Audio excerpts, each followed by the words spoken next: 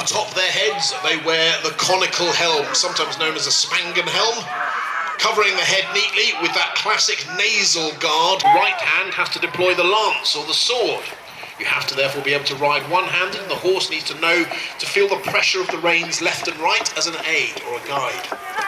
Look at the saddles, great big medieval saddles, much, much larger. These war saddles trudge or charge up the hill. But here they come. They wheel neatly. The first convoy is in position. The second one wheels. This time, they form one huge line. And here they come. Give them a cheer as on they come. The horsemen of Duke William. Look at the speed. Will they stop? I certainly hope so. Very well. Your wish is my command. We have a host of warriors with a host of weapons, and what we propose to do is to demonstrate each of the different kinds of weapons that these warriors carry, and indeed that were used nearly 1,000 years ago on this very battlefield. And at the end of it, we will gird our warriors, split them into two teams, villages, war bands, call them what you will, and we will see which is the better. But first of all, we will look at the individual weapons. Now, some of the weapons carried by these warriors are properly called, are more properly called tools. So the first weapon we're going to demonstrate is the knife, or the seax in Anglo-Saxon. To stop you getting into trouble, sometimes you had to resort to self-help, so everyone would carry a knife as a personal defence for eating, for hunting with, and if necessary, for defending yourself in a dark alley from robbers and bandits. Now we've not got many left. We've got 1, 2, 3, 4, 5, I think, fighters left. But as I said at the start, give them a cheer. Who do you think should win? Is it Farm Boy in red? Soldier in armour? It seems the professional skills of the fighting man are what is... They lunge! They're striking vipers! And as I say, it is over very quickly indeed. There is only one man standing. I give you your champion of the seax. Wood as the axe heads thunk into the wooden shield. A savage weapon, lots of weight. This can chop off limbs, it can sever fingers, it can split skulls in two. It might even penetrate a wooden shield or a metal helmet. Again, battle in this age is not remote. It is up close and personal. You have to be supremely fit to be a warrior. Imagine having to do a workout like this for hours upon hours. This is heavy work. You're wearing armour. It weighs you down. You've got a shield on one arm. You've got a heavy weapon in the other. The constant hefting of that right arm. Chopping, hacking, hewing. It takes its toll. And again, the axemen are going about their grim business, and fairly swiftly the numbers are whittled down. Come on, give them a cheer! Saxon England! Normandy!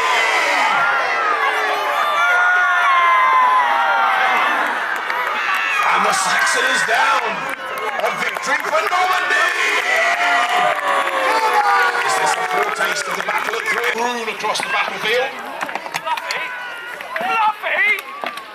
And not only will our villagers and our country folk all have spears already, making the job of filling the ranks of an army easier if they already come armed.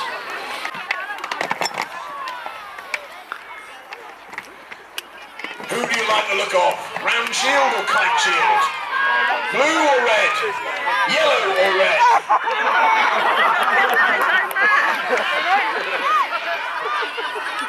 And in some cases our warriors haven't even got a moment to breathe. The second fight is upon them before they've got a chance to gather breath. 3 left on the field. Our fighting pair at the moment, it looks like a Norman versus a Saxon. Saxon with the round shield and the red tunic. Norman in the armour. They close, they wrestle, they're shield to shield, they're lunging for advantage. Who's going to get the spear in first? The Saxon does. Do we have anyone left for him to fight? Yes. All the different varieties we see in later centuries: hand and a half swords, double-handed swords, rapiers, falchions, all of these were to come later. Right now, the simple broad-bladed sword is what every warrior carries.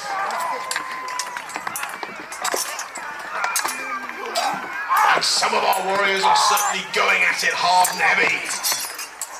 Swift, striking fast, seeking the advantage, and sometimes losing it in the breath or a heartbeat. Speed and skill of our warriors. Who can get through the enemy's defences? Who can sneak a blade like a striking scorpion sting around a shield, behind an opponent, seeking out the vital, unprotected areas: the face, the throat, the loins.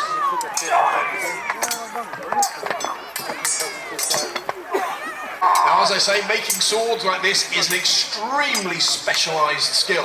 A weaponsmith, a specialised blacksmith would make these. And if you haven't yet seen our blacksmith up by the Harold Stone, in and amongst the ruins of Battle Abbey itself, do go up and find out how a sword like this might take. They are beginning to tire. As I said, this is hard, heavy, physical work. If you don't keep fit on the battlefield, you probably won't keep alive.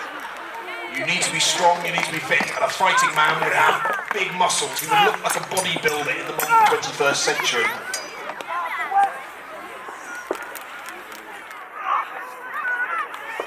Some of our warriors can also use their shields as weapons.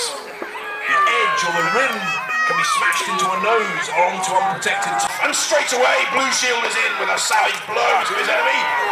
But look at that, yellow and red is in. They close, they pull apart. Blue nearly stumbled. Gotta watch your footing on this treacherous ground. They're locked. Who's got the point in? Neither. They pull apart once more. They circle. A feint, and they're in!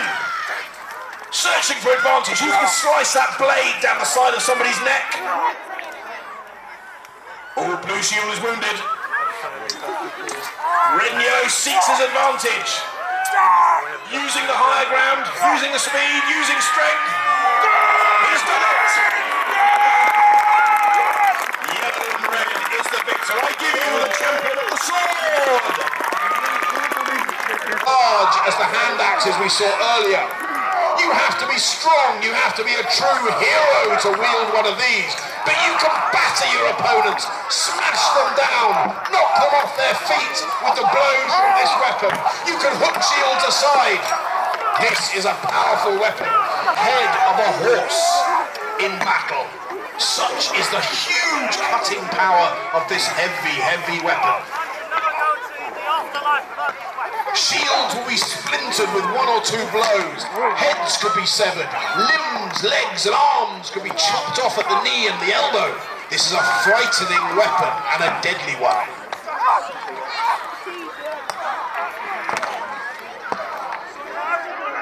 Clearly a two-handed weapon means you can't carry a shield.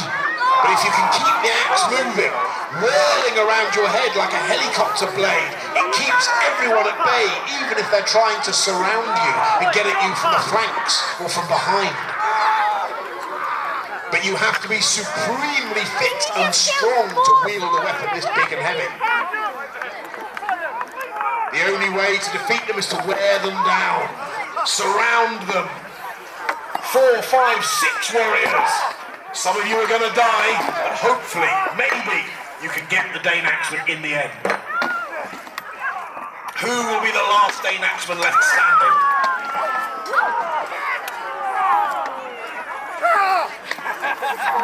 Enemy are out for his blood.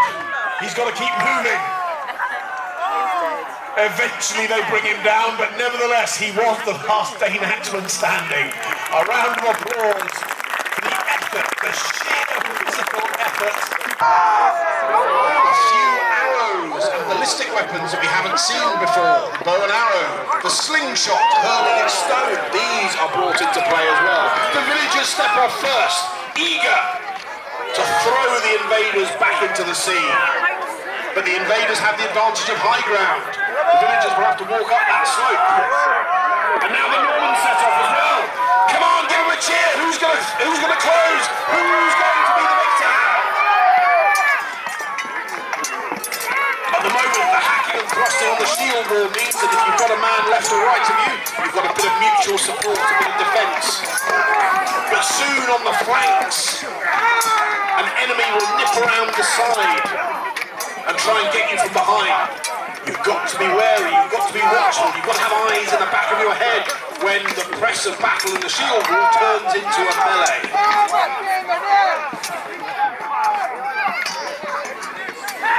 The main line of shields still seems to be holding. There are skirmishes on either flank though, as warriors are peeled off to fight individually. The casualties are beginning to mount. It's hard to tell. Are they Saxon? Are they Norman?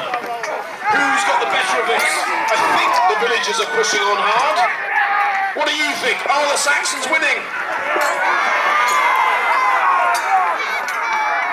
Certainly the fight is being pushed back towards the Norman encampment. This could be good for the villagers. You're the one I'm going to skewer. They will make noise, they will batter their shields with their swords and their spears to attempt to make you run away before you've even crossed blades. The noise of weapon on shield will intimidate you.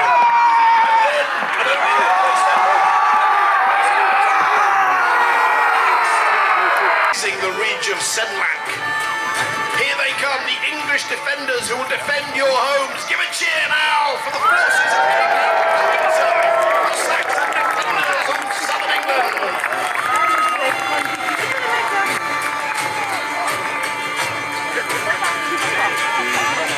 God, I think you can do better than that. These men will defend you from the Norman invader. Cheer now like you've never cheered before.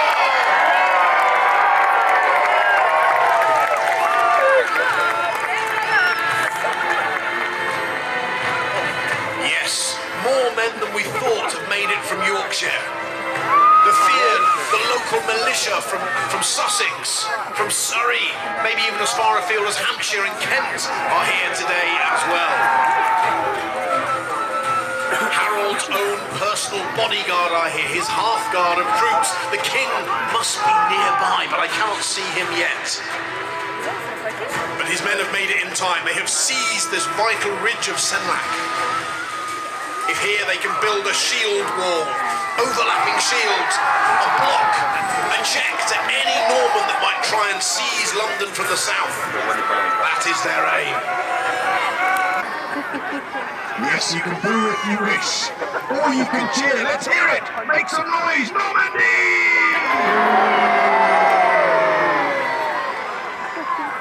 Well, the two sides have met. Here they are on the ridge of Senlac.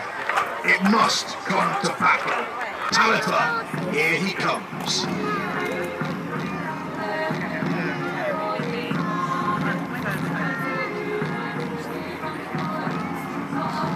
He sets his horse off at the walk. The Duke signals his approval.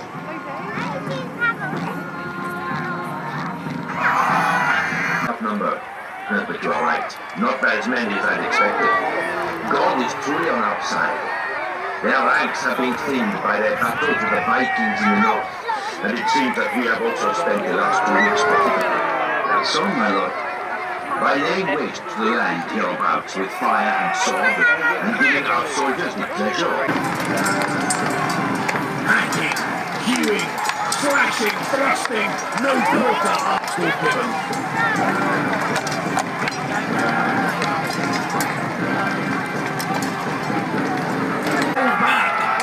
The first Norman attack has failed!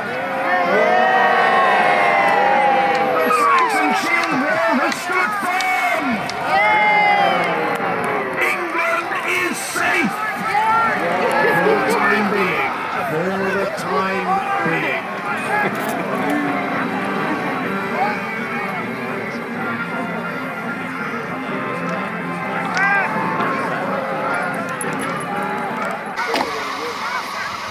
How do you see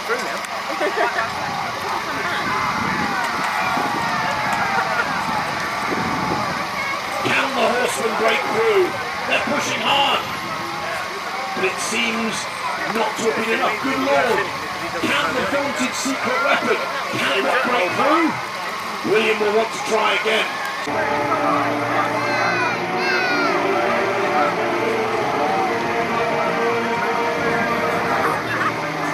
The knights wander at speed along the shield wall and they can't find an opening. It seems that the secret weapon has not worked. This may become a battle of attrition rather than the lightning strike ending in one morning that William hoped for. This may be an all-day affair, a bloody affair. Once again, ladies and gentlemen, the Saxon shield wall has held firm! So, having softened up the Saxon shield wall with yet more archery, forcing the warriors to hold their shields up high to defend their faces and their heads, the infantry are sent forward once again. First of all, on the Norman left flank, with Bretton, the men from Brittany. They're in on the left. The centre is not far behind, only 20 paces. A further 20 paces behind them, the blue shield of the Franco-Flemish contingent. The shield wall is engaged, running. Now in the centre as well. Only the English left remains undeployed. Soon they too will be fighting.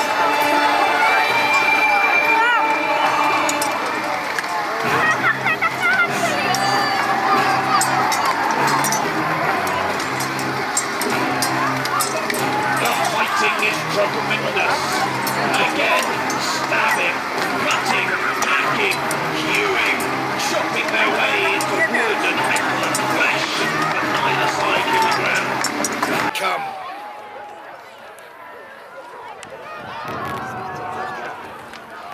They engage with the shield wall, but they don't seem to press home their attack. A chunk of the English army has advanced down the hill. They're surrounded by horsemen. He's pulled an entire flank of the English army out of its line. They chased the horsemen. It was a feigned retreat, and he's created a hole in the Saxon shield wall. No, you fools! Hold! Hold!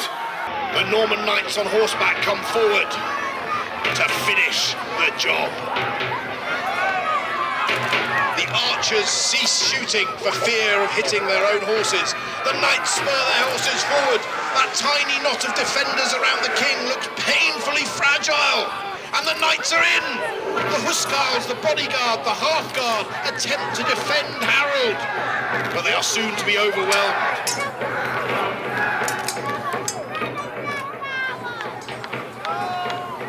Disaster! The English king is down, but look, his banner still flies. There is still hope. Maybe he's only wounded. William takes advantage and throws his entire army into the assault. Let's finish this now, he says. In our production, William the Conqueror was played by Arnaud Lefebvre and voiced by Peter Holdway.